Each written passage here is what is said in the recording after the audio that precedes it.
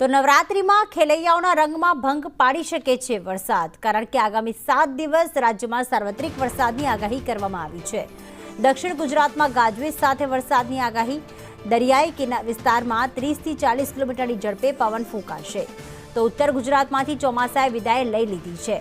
સાથે જ મધ્ય ગુજરાતમાં અને એમાં પણ ગાંધીનગર, અમદાવાદમાં છૂટાછવાયા વરસાદની આગાહી કરવામાં આવી। રાજ્યમાં વરસાદ યથાવત રહેવાની આગાહી હવામાન વિભાગ તરફથી કરવામાં આવી છે।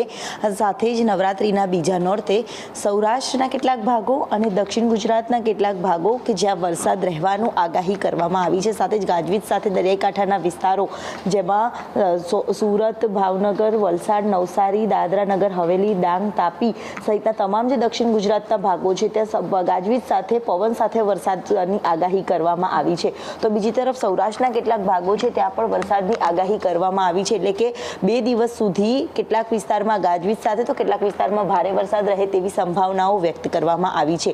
ઉત્તર ગુજરાતમાંથી તો સત્તાવાર રીતે ચોમાસાએ વિદાય લઈ લીધી છે, પરંતુ મધ્ય ગુજરાતના કેટલાક ભાગો કે જેમાં અમદાવાદ, ગાંધીનગર, વડોદરા, ખેડા, પંચમહાલ, દાહોદ સહિતના તમામ જે વિસ્તારો છે ત્યાં છૂટો છવાયો વરસાદ રહી શકે છે। તો આજે દમણ, દાદરા નગર હવેલી, સુરત સહિતના તમામ વિસ્તારમાં ગાજવીજ અને પવન સાથે વરસાદની આગાહી આપવામાં આવી છે। સાથે જ 2 દિવસ સાર્વત્રિક વરસાદ દક્ષિણ ગુજરાતના ભાગોમાં અને સૌરાષ્ટ્રના ભાગોમાં રહેવાનો છે। તો કેટલાક વિસ્તારમાં છૂટોછવાયો વરસાદ રહેવાની આગાહી હવામાન વિભાગ તરફથી કરવામાં આવી છે।